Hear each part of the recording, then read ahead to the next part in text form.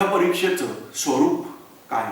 पण जोपर्यंत आपल्याला परीक्षेचं स्वरूपच कळत नाही तोपर्यंत तयारी करणं थोडंसं वेगळं आहे. तर त्यामुळे मी तुम्हाला सल्ला देईन की सगळ्यात पहिलं स्वरूप या परीक्षेचं जे आहे ते जाणून घ्या. ही परीक्षा 3 भागामध्ये होणार आहे. पहिला भाग आहे यातला तो म्हणजे पूर्व परीक्षा, चाळणी परीक्षा किंवा इंग्लिशमध्ये याला प्रिलिम्स म्हणतात. प्रिलिम ही पूर्णतः ऑब्जेक्टिव्ह म्हणजे बहुपर्यायी प्रश्न ह्यासारखी असते. प्रिलिम ही 2 गटात विभागलेली आहे, पेपर 1 आणि पेपर 2. पेपर 1 हा जो आहे हा पूर्णपणे ज्ञान, तुमचं जे असणारं ज्ञान आहे त्याच्यावर आधारित आहे. त्याच्यामध्ये जनरल स्टडीज हा विषय धरला जातो.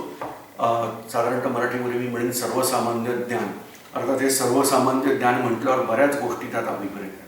उदाहरणच द्यायचं झालं तर तुम्हाला फिजिक्स, केमिस्ट्री, बायोलॉजी, भौतिकशास्त्र, रसायनशास्त्र, जीवशास्त्र याचंही ज्ञान पाहिजे, पर्यावरणाचं ज्ञान पाहिजे. त्याच्यानंतर अर्थशास्त्र, भूगोल, इतिहास, भारतीय स्वातंत्र्य लढा आणि भारतीय राज्यशास्त्र ह्या सगळ्याचं ज्ञान पाहिजे. आणि शिवाय करंट अफेअर्स म्हणजे चालू घडामोडी हेही तुम्हाला माहिती पाहिजे. या सगळ्याला मिळून ते लोक सामान्य ज्ञान असं म्हणतात. दुसरा पेपर जो आहे हा पूर्णतः तुमची बौद्धिक चाचणी, बुद्धिमत्ता चाचणी घेतल्यासारखा हा पेपर आहे. याच्यामध्ये तुमची आकलन शक्ती कळण्यासाठी पॅरेग्राफ्सवरती, परिच्छेदावरती प्रश्न विचारले जातात. त्याच्यानंतर तुम्हाला गणित येतं का? त्याला म्हणतो आपण अंकगणित, सिंपल अरिथमॅटिक्स, साधं अंकगणित ह्या स्वरूपातली काही गणितं असतात. डेटा इंटरप्रिटेशन, दिलेली माहिती जी आहे ती तुम्हाला व्यक्त करता येते का, किंवा व्यक्त केलेली माहिती वाचता येते का? उदाहरणार्थ आलेख वाचता येतात का, व स्तंभालेख, रेषालेख किंवा वर्तुळाकार, काय त्याला पाय चार्ट म्हणतात, टॅब्युलर फॉर्म, ह्या सगळ्याची व्यवस्थित तुम्हाला माहिती आहे का हे तपासणारे काही प्रश्न आहेत. त्याच्यानंतर बुद्धिमत्ता चाचणी जी आहे त्याच्यामध्ये, म्हणजे आता मी इंग्लिशच नावं घेतो, त्याला म्हणतो आपण verbal and non verbal communication. तर त्यातले काही प्रश्न त्याच्यामध्ये येतात. त्याच्यानंतर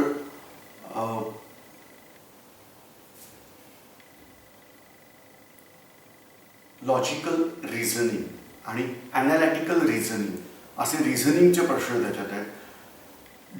decision making and problem solving म्हणजे तुमच्याकडे निर्णय क्षमता आहे का आणि समस्या निवारण करण्याची क्षमता तुमच्याकडे आहे का हे बघणारे पण फार छान प्रश्न असतात.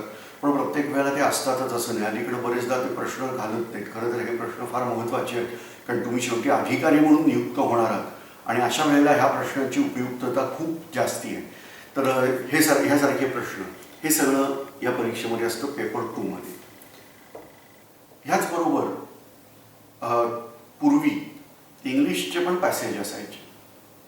आता प्रश्न हा आहे तो UPSCची परीक्षा कुठच्या भाषेमध्ये असते? त्याचं उत्तर आहे प्रिलिम परीक्षा जी आहे ही प्रिलिम परीक्षा ही इंग्लिश आणि हिंदी या 2 भाषेत पेपर छापलेला असतो.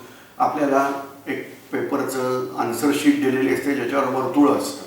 योग्य ते वर्तुळ तुम्हाला त्याच्यात शाई भरायची असते, म्हणजे डार्क करायचं असतं या पद्धतीने. त्यामुळे तुम्ही पेपर इंग्लिशमध्ये वाचून सोडवताय का हिंदीमध्ये वाचून सोडवताय हे समोरच्याला कळतं. पण ह्या पद्धतीमध्ये तुम्हाला पेपर हा इंग्लिश किंवा हिंदीमध्ये समोर असणार आहे आणि तो ऑब्जेक्टिव्ह ह्या स्वरूपातच सोडवायचा आहे. मुख्य परीक्षा ही तुम्ही ज्या सूचित भाषा आहेत त्यांच्यापैकी कुठच्याही भाषेतून मुख्य परीक्षा देण्याची सोय आहे. याचबरोबर मुलाखतही तुम्ही हवे त्या भाषेमध्ये त्याच्यात देऊ शकता, तीही सोय केलेली आहे. त्यामुळे UPSCची परीक्षा कुठच्या भाषेत देता येते याचं उत्तर आहे की प्रिलिम परीक्षा देण्यासाठी आपल्याला इंग्लिश किंवा हिंदीचं ज्ञान आवश्यक आहे. मुख्य परीक्षा ही अन्य कुठच्याही भाषेत देता येते. अर्थात ती कुठची म्हणजे राज्यसूची, त्या लिस्टमध्ये असणाऱ्या ज्या भाषा आहेत सूचीमध्ये त्या भाषांपैकीच. म्हणजे आता मी सेमिनार मराठीत घेतो म्हटल्यावर सरळ सांगून टाकतो की ही परीक्षा तुम्ही मराठीमध्ये देऊ शकता. आता ही झाली पूर्व परीक्षा. म्हणजे मी इथं लिहून ठेवतो की सगळ्यात पहिलं आपण धरणार आहे की UPSC सिव्हिल सर्व्हिसेस. तर पहिली परीक्षा ती झाली पूर्व परीक्षा. पूर्व परीक्षेमध्ये असतो पेपर 1 जो आहे 200 गुणांचा. दुसरा पेपर आहे पेपर 2 जो आहे 200 गुणांचा. असे एकूण मिळून 400 गुणांची ही परीक्षा आहे. कदाचित मी असं म्हणू शकतो होती म्हणण्याचं कारण असं आहे की मध्यंतरी काही विशिष्ट भागातल्या लोकांनी आंदोलनं वगैरे केली. त्यांचं म्हणणं असं आहे की हे सगळं इंजिनिअरिंगच्या मुलांना जास्ती फायद्याचं आहे किंवा याच्यामुळे उत्तर भारतीयांचं प्रमाण कमी होतं वगैरे असं काय झालं. आणि शेवटी त्याचा निष्कर्ष असा काढला गेला की पेपर 1 तसाच ठेवायचा, पेपर 2 मात्र आपण क्वालिफाईंग लेवलचा करायचा. म्हणजे एक्झॅक्टली सांगतो तुम्हाला की पेपर 2 जो आहे याच्यात 200 मार्कांपैकी तुम्हाला 600 गुणप्राप्ती होणं आवश्यक आहे. 66 गुणप्राप्ती होणं आवश्यक आहे. म्हणजे तुम्हाला एकूण किती मार्क मिळाले पाहिजे? कमीत कमी 66. जर तुम्हाला 65 मार्क मिळाले तर तुमचा पेपर विचारातच घेतला जाणार नाही. मग तुम्ही पेपर 1 मध्ये 200च्या 200 का मिळवेना, पेपर 2 मध्ये तुम्हाला किमान 66 गुण मिळवणं आवश्यक आहे. त्यामुळे झालं काय, या परीक्षेतली थोडीशी मजा गेली कारण पेपर 2 हा चॅलेंजिंग होता आणि पेपर 2 मध्ये प्रचंड मार्क मिळवता यायचे जर तुम्ही बुद्धिमान असाल तर. पेपर 1 हा डेटाबेस आहे आत्ता जसं सांगितलं.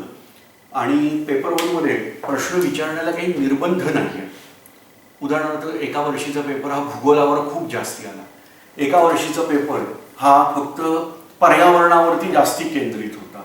कधी कधी बॅलन्स पेपर असतो, सगळ्याला चांगल्या रीतीने वॅटेज दिलेलं असतं, पण तो पेपर कसा असेल हे आम्ही नाही सांगू शकत.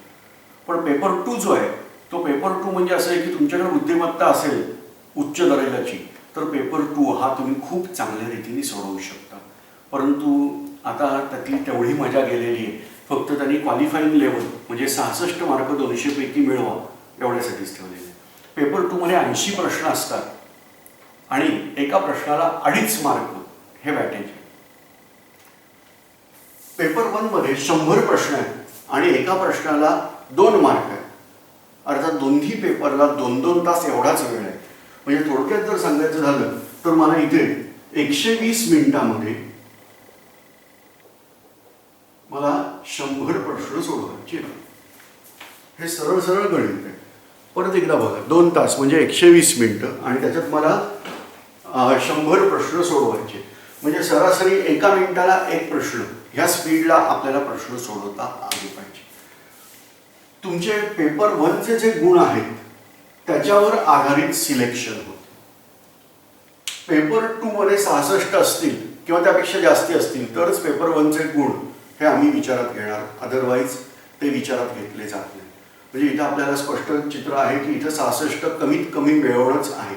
व पेपर 1चे गुण विचारात घेणार आणि पेपर 1च्या गुणामध्ये आपण इथं स्पष्ट बघितल्याप्रमाणे तुम्हाला 200 पैकी जितके मार्क मिळतील तेवढं सिलेक्ट व्हायची शक्यता जास्ती. आता जास्ती म्हणजे किती, तर त्याचं उत्तर आहे की सरासरी आपल्याला 120 पर्यंत मार्क मिळवण्याची ताकद ठेवली पाहिजे. उगीच कुठेतरी 30 आणि 40 मार्क मिळवून सिलेक्ट होणाऱ्यामध्ये UPSCची एक्झाम नाही. सरासरी कट ऑफ जो आहे तो 100 ते 120 ह्या गुणांमध्ये कट ऑफ हा लागतो आणि त्यामुळे मी थोडंसं जास्ती सांगतो. 120 पर्यंत गुण मिळवण्याची पात्रता याच्यामध्ये असणं आवश्यक आहे. जर आपण इथं सिलेक्ट झालं तर पुढच्या परीक्षेला जाता येतं. ही खरं तर खरी परीक्षा ही ती म्हणजे मुख्य परीक्षा. मुख्य परीक्षा ही UPSC साठी लेखी आहे. MPSC मध्ये मुख्य परीक्षेमध्ये फक्त मराठी आणि इंग्लिश हे 2 पेपर लिहायचे असतात, बाकी ऑब्जेक्टिव्ह आहे. पण UPSC ला मुख्य परीक्षा संपूर्ण लेखी आहे. पहिले 2 पेपर आहेत, त्यातला पहिला पेपर भाषेचा इंग्रजीचा. भारत स्वतंत्र होऊन किती वर्ष झाली ती मोजा. आणि मग दुसरा प्रश्न स्वतःला विचारून घ्यायचा की खरोखर भारत स्वतंत्र झाला आहे का? त्याचं कारण म्हणजे स्वतंत्र भारतात इंग्रजांची भाषा आम्हाला कशासाठी शिकावी लागते? स्वतंत्र भारतामध्ये ऑफिशियल लँग्वेज, अधिकृत भाषा म्हणून आम्ही इंग्रजी अजूनही ठेवलेली आहे. आणि त्यामुळं आम्हाला इंग्रजीचं ज्ञान असणं आवश्यक आहे. तुम्हाला मराठी येतं की नाही महत्त्वाचं नाही, संस्कृत येतं की नाही महत्त्वाचं नाही, पण तुम्हाला इंग्रजी येतं की नाही ह्याला मात्र प्रचंड प्रमाणात महत्त्व दिलं गेलेलं आहे. स्वातंत्र्य मिळून एवढी वर्ष झाली तरी आम्हाला अजून निश्चित अशी भारताला राष्ट्रभाषा ही ठरवता आलेली नाही. आमच्या राज्यकर्त्यांमध्ये असणारं ही खूप मोठं अपयश आहे की अनेक मुद्द्यावरती आम्ही निर्णयच घेऊ शकलो नाही.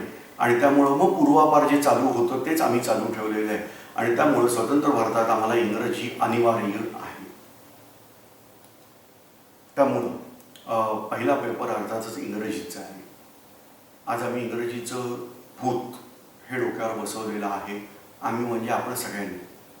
मी सुद्धा कपडे जे घालतो ते इंग्रजांच्या पद्धतीचे कपडे घालतो.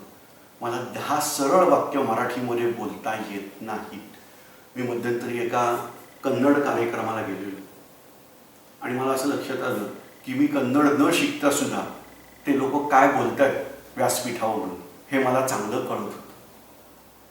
आणि नंतर असं लक्षात आलं की मला कन्नड कळत नाही आहे. त्या लोकांमध्ये पण तोच प्रकार चालू आहे की संपूर्णतः कन्नडमध्ये ते नव्हते बोलत, मरेमरे इंग्रजी शब्दाचा आश्रय घेत होते आणि त्यामुळे ते शब्द मला कळत होते. आणि त्यामुळं मला असं वाटत होतं की ते काय बोलत आहेत म्हणजे कुठच्या विषयावर बोलत आहेत हे मला कळते. पण नंतर लक्षात आलं ते कन्नड आणि मराठीमधलं साधर्म्य नसून कन्नडमध्ये किती इंग्लिश शब्द ते लोक वापरत होते आणि आपण किती वापरतो. म्हणजे उद्या जर एखाद्याने माझं हे वक्तव्य ऐकलं तर कदाचित असं होईल की यातले बरेचसे शब्द जे इंग्लिश मी बोललेलो आहे, जे हेतुपुरस्सर नाही बोललो पण आपल्या तोंडातून येतातच आजकाल, तर तशा रीतीने आम्हाला इंग्रजांचं दास्यत्व अजूनही करावं लागत आहे.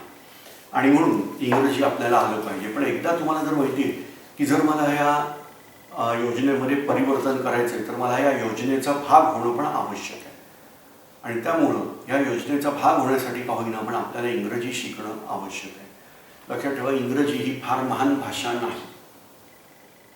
इंग्रज लोक महान होते त्यावेळेचे किंवा उत्कृष्ट दरोडेखोर होते आणि त्यामुळे त्यांनी जागतिक साम्राज्य हे तयार करून दाखवलं. आणि त्यामुळं इंग्रजांचं राज्य ज्या ज्या भागावर राहिलं त्या त्या ठिकाणी इंग्रजी पोहोचली. लक्षात ठेवा, इंग्लंड बाजूच्या फ्रान्समध्ये इंग्रजी चालत नाही. चीनसारख्या देशांनी इंग्रजीचं भूत आपल्या मानेवर ठेवलेलं नाही. ते दुर्दैवी आम्हीच लोक आहोत की ज्यांनी इंग्रज देशातून गेल्यानंतर सुद्धा इंग्रजीचं भूत मानेवर अजूनही ठेवलेलं आहे. एनिवे, तर आपल्याला आता इंग्लिशमध्ये ज्ञान मिळवायचे. इंग्रजी भाषा ही शिकायला तशी सोपी आहे, मला सांगायची पण आवश्यकता नाही, कारण तुम्हाला सक्तीने 5वीपासून इंग्रजी शिकावंच लागतं. कित्येक नवीन जनरेशन अशा आहेत की 1लीपासून इंग्रजी शिकवलं जातं. जर तुम्ही मराठी किंवा अन्य माध्यमाच्या शाळेत असाल तर, इंग्लिश माध्यमामध्ये असाल तर प्रश्नच नाही. तर त्याच्यामुळं आपल्याला इंग्लिश चांगलं येणं आवश्यक आहे. अर्थात हा जो पेपर आहे हा क्वालिफाईंग लेवलचा पेपर आहे. क्वालिफाईंग याचा अर्थ परत एकदा त्यांनी नियुक्त केलेले जे गुण आहेत तेवढे तुम्हाला मिळवले पाहिजेत. हे गुण हे तुमच्या स्कोअरमध्ये, एकूण तुमच्या गुणांमध्ये धरले जात नाहीत. फक्त तुम्हाला मिळालेले, त्यांनी जे सांगितलेले गुण आहेत तेवढे मिळाले म्हणजे हरकत नाही. पूर्वी ही मर्यादा 40% होती, आता ती 25% एवढी खालती आणलेली आहे. तर त्याच्यामुळं तुम्हाला इंग्रजीमध्ये 25% गुण मिळवतील एवढी इंग्रजी आली की बास. हे कुठचं सांगतोय, मुख्य परीक्षेमध्ये पहिला विषय इंग्रजी. आता आमचं भारतीय प्रेम जागं होतं, आमचं म्हणण्यापेक्षा ब्रिटिशांचं. कारण फार पूर्वी ब्रिटिशांच्या राज्यात ह्या परीक्षेचं नाव होतं ICS एक्झाम.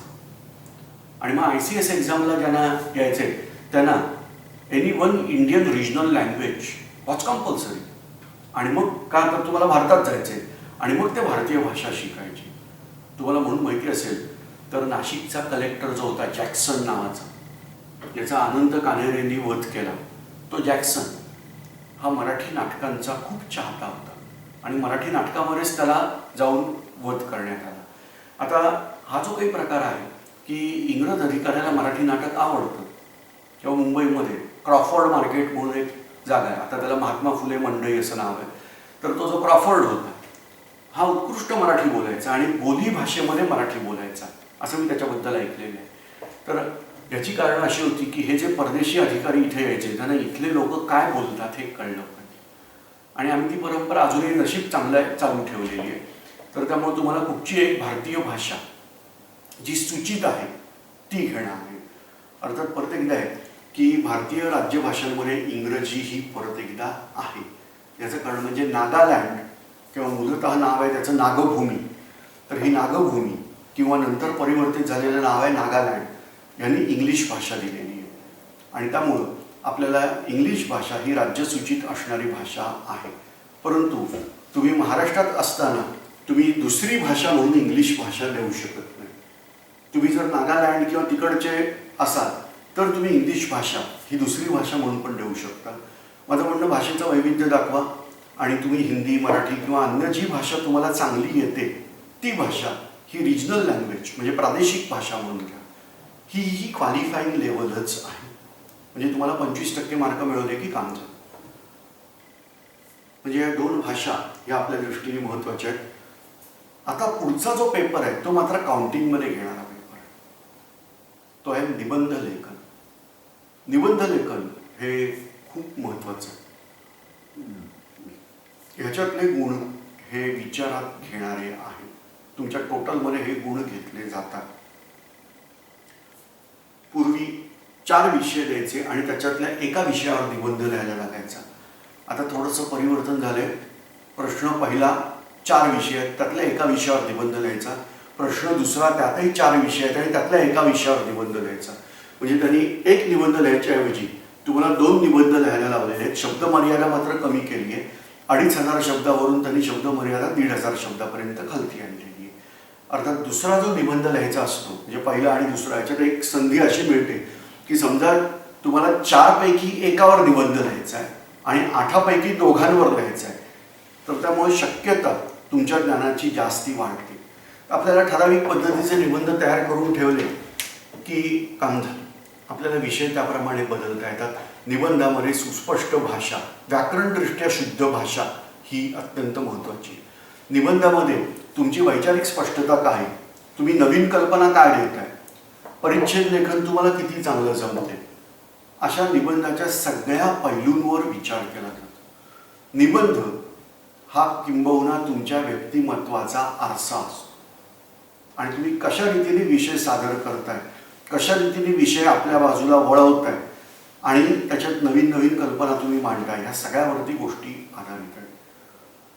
ह्यानंतरचा जो भाग आहे त्याच्यामध्ये इतिहास, भूगोल, विज्ञान, तंत्रज्ञान, अर्थशास्त्र म्हणजे थोडक्यात परत एकदा जनरल स्टडीजचे सगळे पेपर भरलेले आहेत. हे सगळे पेपर हे तुम्हाला कंपल्सरीली द्यायचेच आहे. ॲडिशन होते ती म्हणजे एथिक्स. हा एथिक्सचा एक भाग तुम्हाला त्याच्यात ॲडिशनली तयार करावा लागतो. सगळे पेपर लेखी आहेत.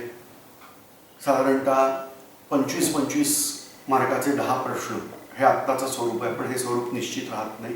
स्वरूपामध्ये बदल होतो. पूर्वी आम्ही 2 मार्काचे प्रश्न म्हणून सांगायचो की हे पण प्रश्न खूप महत्त्वाचे असतात ज्याच्यावर तुम्ही बऱ्यापैकी गुण प्राप्त करून घेता. तर ह्याच्यावर सोपा उपाय सांगतो ते म्हणजे आपल्या ज्या परीक्षा द्यायच्या त्याचं संकेतस्थळ आहे upsc.gov.in. मी परत एकदा सांगतोय upsc.gov government.in. तर या संकेतस्थळावर जायचं आणि पूर्वीच्या वर्षीचे पेपर हे डाउनलोड करून घ्यायचे. जुने पेपर तिथं मिळतात आणि त्या पेपरवरून तुम्हाला अंदाज लागेल की कशा रीतीने प्रश्न विचारले गेलेले आहेत. ह्यानंतरचा जो भाग आहे तो म्हणजे ऑप्शनल सब्जेक्ट. बरीच मुलं इथंच अडकून बसतात. म्हणजे प्रिलिमची तयारी करायची असते पण मुलांचे प्रश्न असतात मी ऑप्शनलला कुठचा विषय घेऊ. माझं म्हणणं बरोबर आहे प्रश्न, पण आधी तुम्ही पूर्वपरीक्षेची तयारी करा. लक्षात घ्या 2011च्या आधी जे सिलेबस होतं त्याच्यामध्ये असं होतं की ऑप्शनल हा तुम्हाला महत्त्वाचा होता. म्हणजे प्रिलिममध्ये हे जे तुम्हाला सांगितलं पेपर 1 आणि पेपर 2, तर त्याऐवजी पेपर 1 हा जनरल स्टडीचा होता आणि पेपर 2 हा तुमचा ऑप्शनल असायचा. पेपर 1 150 मार्काला आणि पेपर 2 300 मार्काला होता. म्हणून त्यावेळेला ऑप्शनलला महत्त्व होतं. आता पूर्वपरीक्षा पास झाल्याशिवाय ऑप्शनलला काहीही महत्त्व नाही. परत 2 पेपर जे होते ऑप्शनलचे, जुन्या काळामध्ये असं होतं की मुख्य परीक्षेत 2 पेपर होते ऑप्शनलचे. 2000 मार्कापैकी 1200 मार्क हे ऑप्शनलला असायचे. आता त्यांनी फक्त 500 मार्क ठेवलेत आणि एकच विषय ठेवला ऑप्शनलचा आणि त्यामुळं ऑप्शनलचं महत्त्व हे कमी झालं. मी म्हणत नाही गेलेलं आहे, पण तुलनात्मक दृष्ट्या कमी झालेलं आहे. आणि त्यामुळं ऑप्शनलचा विचार हा आधीपासून करायची गरज नाही. ऑप्शनल हा ग्रॅज्युएशन प्लस लेव्हलचं नॉलेज तुमच्याकडे असलं पाहिजे. म्हणजे समजा तुम्ही इकॉनॉमिक्स घेतलं तर इकॉनॉमिक्स काय लेव्हलचं असणार आहे, तर स्नातकोत्तर एक म्हणजे MA पार्ट 1चं इकॉनॉमिक्स, त्या लेव्हलचं इकॉनॉमिक्स आपल्याला तयार करायचं. त्यामुळं प्रश्न हा आहे की तुमचा जो ग्रॅज्युएशनचा विषय आहे तोच तुम्हाला ऑप्शनल सब्जेक्ट म्हणून घेणं खूप चांगलं आहे.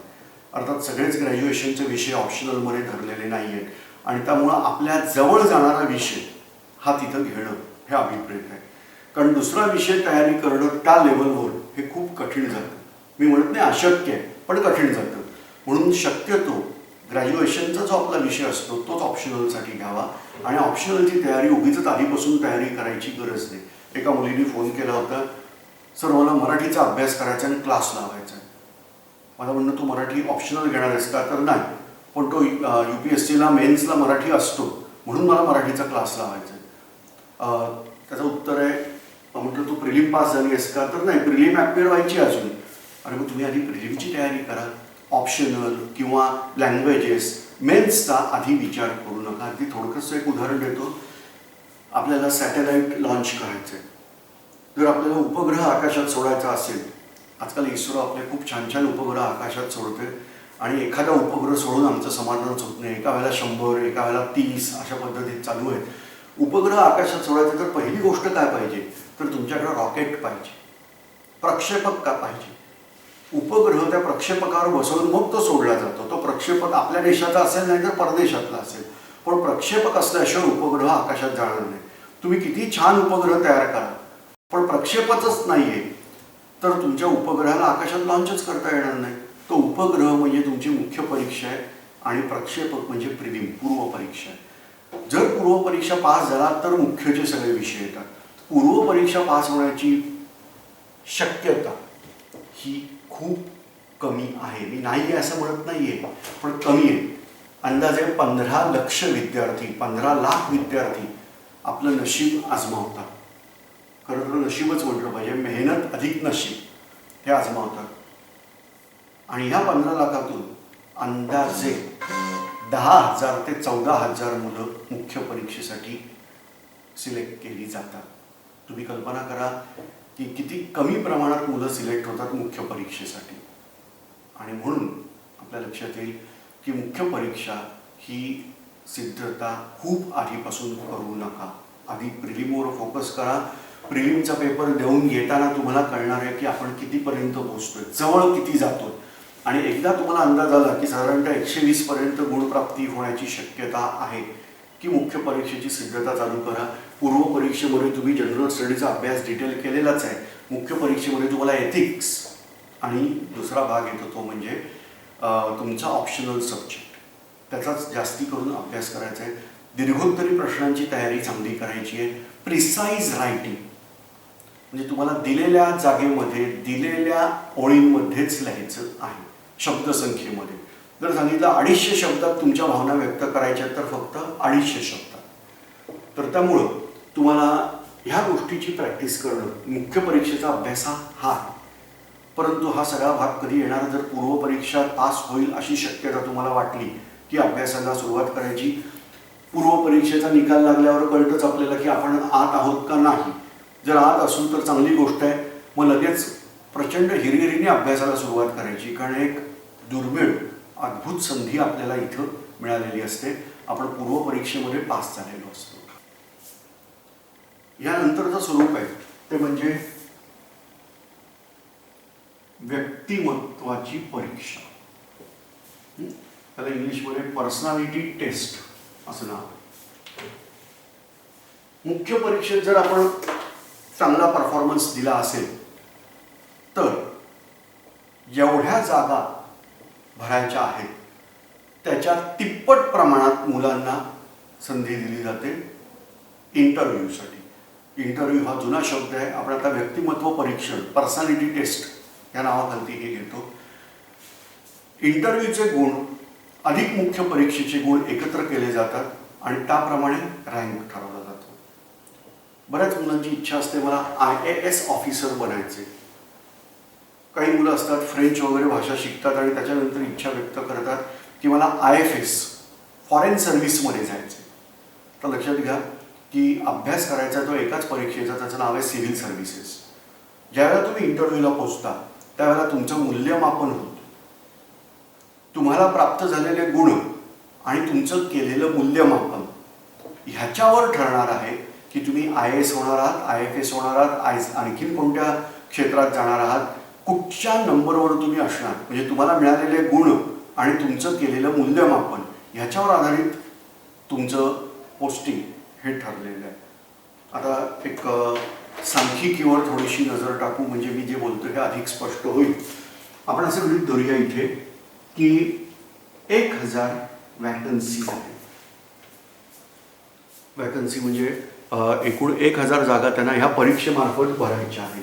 परीक्षा न देता IAS ऑफिसर होता येतं का या प्रश्नाचं उत्तर आहे हो. पदोन्नतीद्वारे पण हे पद भरलं जातं.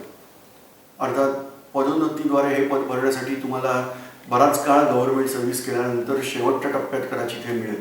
पण इथं मात्र ही परीक्षा झाल्यानंतर डायरेक्ट तुम्ही IAS ऑफिसर वगैरे ह्या पोस्टवर ट्रेनिंग नंतर जाता. तर त्यामुळे दरवर्षी त्या वॅकन्सी काढतात. किती रिटायर होणार आहेत लोक, पदोन्नतीने किती जण भरले जाणार आहेत आणि परीक्षा देऊन किती जणांना घ्यायचे त्याचा आकडा निश्चित केला जातो. त्या ठिकाणी दिसेल तुम्हाला 1000 वॅकन्सी समजा आहे. दरवर्षी 1000ची वॅकन्सी असतेच असं नाही. नाहीतर म्हणाल सरांनी सांगितलं 1000 वॅकन्सी नाही. कधी कधी 600 650 एवढा खालती पण संख्या असते, कधी कधी 1000-1500 जास्ती असते. मी उदाहरण म्हणून सांगितलं की 1000ची जर वॅकन्सी आहे तर पर्सनॅलिटी टेस्टला ते 3000 व्यक्तींना बोलवतील. म्हणजे हा गुणोत्तर काय झालं, 1:3. म्हणजे इंटरव्ह्यूला 3 जणांना बोलवायचं आणि एकाला सिलेक्ट करायचं. तर या पद्धतीमध्ये 3000तून 1000 प्रत्यक्ष नियुक्त होणार. जर 3000 जण इथं घ्यायचे असतील तर मुख्य परीक्षेसाठी ते अंदाजे 10,000 ते 14,000 अशी संख्या नियुक्त करतात. आणि पूर्व परीक्षा द्यायसाठी किती मुलं असतील ही संख्या आमच्याकडे नाहीच आहे. किती जण अप्लाय करू शकतात. आणि त्यामुळं जेव्हा मुख्य परीक्षेचे पूर्व परीक्षेचे अर्ज भरले जातात तेव्हा आपल्याला कळतं की खरोखर किती जण परीक्षेसाठी अर्ज दाखल करतात. अर्थात अर्ज भरणारा प्रत्येक विद्यार्थी किंवा विद्यार्थिनी परीक्षेच्या सभागृहात येतेच असं नाही. बरेचदा असं होतं की अर्ज दाखल करतात पण परीक्षा द्यायला मुलं जातच नाही.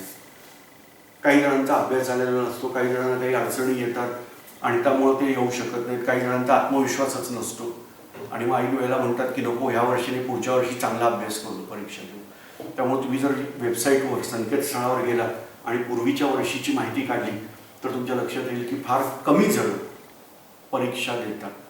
साधारणतः निम्म्याच्या आसपास विद्यार्थी परीक्षा देतात ज्यांनी फॉर्म भरला आहे त्यांच्या.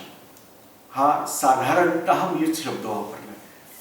ह्यानंतर पेपर 1 देऊन घरी पळणारे पण खूप आहे. पेपर 1 कठीण गेला, पेपर 2 देऊन उपयोग काय असा विचार करूनही घरी जातात. त्यामुळं आपण थिंक पॉझिटिव्ह. आपण असा विचार करायचा की येस मला IAS ऑफिसर व्हायचंच. नो डाऊट प्रोबॅबिलिटी खूप कमी आहे. 15 लाख विद्यार्थी इथं बसतील तर 1000 जण सिलेक्ट होणार आहे. पण 1000 सिलेक्ट होणार आहेत हेही महत्त्वाचं आहे. आपण आपल्याला कुठं ठेवतो 14,999 मध्ये